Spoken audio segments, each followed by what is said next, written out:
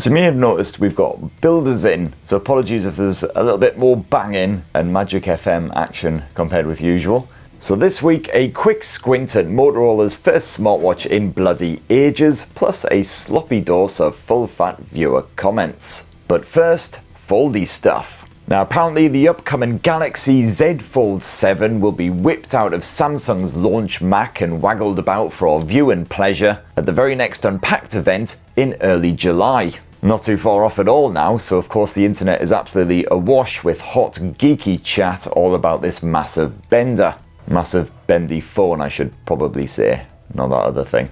And in case you were curious, Samsung Unpacked number 2 of the year is set to take place in New York. Oh goody, even further opportunities for me to practice my excellent New York accent. In fact, I've even downloaded an app to help me out. How do you say, "I would like some of your finest pizza, please, sir"? Hey, give me a f***ing slice, you f***ing c***er. Tech Spurt Weekly. Now Samsung may have been one of the very first lads on the block for spaffing out bendy phones, but in recent times they appear to have become a wee bit complacent, allowing rivals like OnePlus, OPPO and Honor to outshine them with even sexier flexible trouser fillers. But good old internet hearsay reckons that Samsung may have finally just said f*** it and gone absolutely balls to the wall with the Galaxy Z Fold 7. And in fact, some of the latest rumours leaking out there reckon that the Z Fold 7 could be the thinnest full-sized foldable out there at just 8.2 mils when it's all folded up. Now that's even more implausibly tiny than the 8.93mm OPPO Find N5, which was already slim enough to drop jaws and trousers to the floor. And if it's true, it'll be a significant improvement over the chunky 12mm Z Fold 6. But of course, this is the internet we're talking about. Great for tits, not so hot for truth. And as earlier reports reckon that the Z Fold 7 would in fact be a 9.5mm beast, so not quite as good as some of its closest rivals. We'll have to just wait a bit and see. Still, even if it is 9.5mm rather than 8.2, it'll still be significantly less chunky than the previous generation. Won't be responsible for quite the same embarrassing level of pants protrusion. And other web whisperings so far point to a 6.5-inch cover screen, a slight increase in size versus the Z Fold 6. And here's hoping that it's bigger because Samsung has finally widened the bloody thing to a proper normal aspect ratio. So hopefully typing on it won't be trickier than tackling trigonometry after 20 tequilas. Just call me Uncle Alliteration. Anything's better than Uncle Pisshead at least. Open it up and the Z Fold 7 will sport an 8.2-inch internal panel, again a wee bit bigger than the previous generation's 7.6-inch dynamic AMOLED 2X screen. There should be similar tech, but maybe a little bit brighter than before to help further improve the visibility. Although what I'm really hoping is that the crease is better disguised on the Z Fold 7, because on the last one it was about as subtle as a boot in the bollocks. And early reports indicate that the Galaxy Z Fold 7 could well be IP48 water and dust resistant, just like the same Motorola Razr 60 Ultra. Well, that'd be great news if true, means you can have fun times at the beach without worrying about bricking the bugger. Performance should come courtesy of Qualcomm's Snapdragon 8 Elite, most likely the fully fledged 8-core version, no wanky 7-core model like that Find N5. And that's cracking news if you want to get gaming on that enormous internal screen, as the Elite can happily handle anything you chuck at it. However, regrettably, it is bad news on the battery front, as early leaks and rumours point to yet another piddly measly 4,400 mAh capacity cell. Not massively surprising, I guess, if the Z Fold 7 is indeed slimmer than the previous generation, as Samsung seems reluctant to pivot to silicon carbon tech unlike its rivals. So again, alternative devices like the OPPO Find N5 with its massive 5,600 mAh dual cell design will likely offer superior battery life, while the Z Fold 7 will likely end every day in power saver mode despite using that energy efficient Snapdragon 8 Elite. But what about that f***ing camera, eh? Well, web chat points to the old 50meg main shooter being upgraded on the Z Fold 7 to a 200 megapixel sensor, likely the same one stuffed into the S25 Ultra. And that's backed by what appears to be the same ultra-wide and telephoto snappers as the Z Fold 6. So you can expect the usual quite heavily processed results as always, although I really hope that Samsung has sorted out the quite noisy low light photography that I saw quite a lot of in the S25. And you can also expect an improved under-display selfie cam buried discreetly away underneath that main screen, just like the neighbour's dog under our petunias. And the Z Fold 7 is also rumoured to come with Android 16 and One UI 8 straight out of the box, which might ever so slightly grate the taint of those hapless S24 owners who are only just now getting One UI 7 beamed to their blowers. Although to be fair, you'd kind of struggle to tell the difference between version 8 and version 7 anyways. It's basically just a wee bit of spit and polish here and there. And the Z Fold 7 is rumoured to come with a minimum 256 gigs of storage, which is the least you would expect in 2025 from a smartphone that costs well over $1,000. And especially as Samsung, of course, chucked 256 gigs of storage into its A56 mid-ranger, which is considerably cheaper.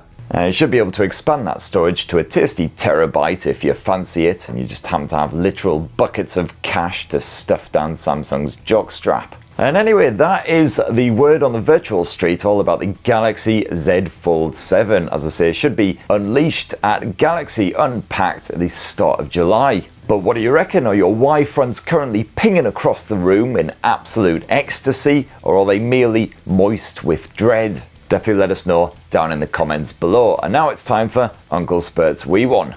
Uncle Spurt's We Won. It's a short review, not his penis. So last week, your Uncle Spurt was over in New York for the Motorola launch, where they unveiled some bendy phones and exceptionally shiny true wireless earbuds, as well as their very first new smartwatch in quite some time. Now, Motorola was, of course, one of the OGs of the smartwatch world, releasing their first Android Wear wrist rocket before the likes of Apple jumped on the wearable wagon. And while I was really hoping for a hot blast of nostalgia with the rebooted Moto 360 watch, to nicely complement, of course, the Motorola Razr, what Motorola actually launched was the new Watch Fit. A pretty standard square-shaped fitness band that resembles any number of other arm huggers released by Xiaomi, Huawei, etc. You've got a 1.9-inch OLED screen that's pretty bright and pleasingly crisp, albeit with not exactly the slimmest bezels around. And that display is protected by Gorilla Glass 3, so careful not to smack it off anything too sharp, while the Moto Watch Fit also boasts IP68 water and dust resistance and swappable 22mm bands. Well, this is not a Wear OS smartwatch, however. It's a simple proprietary OS which offers basic notification support, as well as the usual selection of pre-installed apps and fitness tracking shenanigans, if you're desperately trying to burn off that breakfast of a pork scratch and sandwich and half a can of Strongbow. One of the advantages of not using Wear OS, of course, is the battery life isn't total bollocks, so Moto reckons you'll get around 16 days of use from a charge, but that, of course, will be using minimal functionality. Anyway, home to bring you a full review soon. The Moto Watch Fit will cost you €79 and it goes on sale in May, which me, I've just realised is actually this month. How the bloody hell did that happen almost halfway through the sozzing year already? I mean, Jesus, I'm still literally dealing with my Christmas 2024 trauma. Anywho, that's Uncle Spurt's We Won for another week. Now it's time for viewer comments, where I read comments from viewers and try not to top myself. Viewer comments. I find it relaxes me. So let's start this week with Mythic Sons, who says, at 8:04 you can see the new TechSpurt profile picture. Yeah, I probably shouldn't use that as my profile pic. That would just be yet another contribution to the already quite substantial pile of reasons for Google to boot me off this platform. Bri77 says, thanks for the pout, my good chum. It definitely worked. I was harder than a week-old Jaffa cake. And speaking of whiskey, you need to try Old Pulteney's Harbour Edition. It's so good, and because it's made in Wick, it uses saltpeat, one of the very best I've tried. Yeah, you know, I'm sure that I've spied this in Tesco's before, but I've never actually tried it. I've just Googled it, and I do love how the image that Threshers uses for Old Pulteney is just a bog standard bottle of Bells. And to be fair, I wouldn't be surprised if I entered a branch of Threshers and asked for Old Pulteney and just got handed a bottle of Bells anyway. He's probably too pissed to even read the label. Don't waste the good stuff on him. He looks like the kind of who would just mix it with Coke anyway. Looks like there's quite a few YouTube reviews, the Old Harbour as well. I wonder if the beard is obligatory. These jammy bastards. I would absolutely love to just review booze for a living. Well, these reviews were like over 10 minutes. Like, how I wouldn't have that much to say about whiskey. I would just be like, yeah, it's bloody lovely, that is. It's just literally just 10 minutes of me drinking whiskey and then eventually face planting the floor, roll credits. And in fact, TechMore 2020 says, petition to start a second channel reviewing only booze. Yes, one day, I swear, I will get Booze Spurt or whatever off the ground. I just need people to stop launching bloody smartphones. Robber44 says, consider this tech firmly spurted. Oh, I very much do. And Sobral T says, came for the tech but stayed for the spurt. Can only hope it was to your satisfaction, sir. Now, for anyone who missed last week's Uncle Spurt's Wee One, I of course had absolutely bugger all tech to hand as I was in a tiny little cubby hole of a hotel room in New York. So I was forced to review a massive can of beer that I'd just recently liberated from the local 7-Eleven.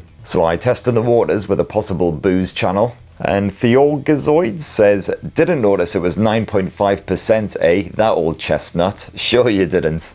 Yes, can appreciate that drinking stupidly strong booze is 100% on trend for me. But yeah, I swear to the baby Jesus that I did not realise it was almost double figures percentage until I was already back in that hotel room. Mostly because I actually had to get the 7-Eleven attendant bloke to come and unlock the fridge where all the booze was stored. And then I had to stand there with him huffily cross-armed, glaring daggers at me because, I forced him to get off his fat arse and shuffle across the shop. So the last thing I wanted to do was further piss him off, especially in a land where everyone basically has a shotgun stashed in their shorts. Marge Tech Ting says, I remember my first Voodoo Rangers. Well, I remember drinking them. The rest is a bit of a blur. I mean, I'm not bloody surprised, mate, if they're all even anywhere near as strong as that one. It just reminds me of taking, a lad's trip to Belgium, and usually by about the fourth bar, everything's already starting to get a bit hazy / completely black. I'm ashamed to say that yes, your Uncle Spurt hasn't done much to alleviate the stereotypical image of the Brit abroad,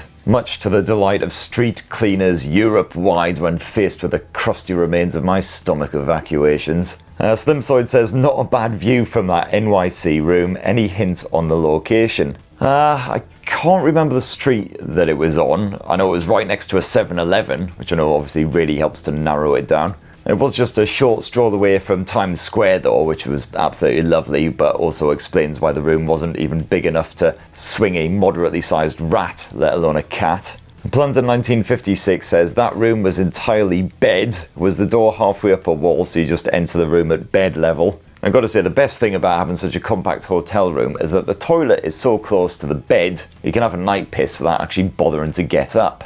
Brad Moss says, your local chippy sells gravy? I remember when chips were 90p for a small portion. I imagine they must have been at some point, but honestly I've drunk away that bit of my memory. And oh yeah, completely forgot, the main bit of chat in last week's show was all about the OnePlus Nord CE5, an impending budget blower. Fox Mulder says single speaker equals instant pass. And Rango Django says, I thought by now in 2025 that every smartphone produced would have a set of stereo speakers. Quite shocking really. Yeah, a lot of people seem to count a mono speaker setup as just an absolute deal breaker, just no chance. And personally, I mean, it's not great, obviously, if you're trying to watch a bit of YouTube or something like that, it can sound really crap. But I'll put up with it, just slap on a pair of Bluetooth earphones or whatever, job done. And James Caesar says, OnePlus's cheapest budget blower offers twice the charging speeds as Samsung's, Apple's and Google's flagships. I'm nursing a semi, not gonna lie. I mean, personally, I've had a raging semi ever since we started viewer comments. If I stood up right now, I'd probably knock the camera flying.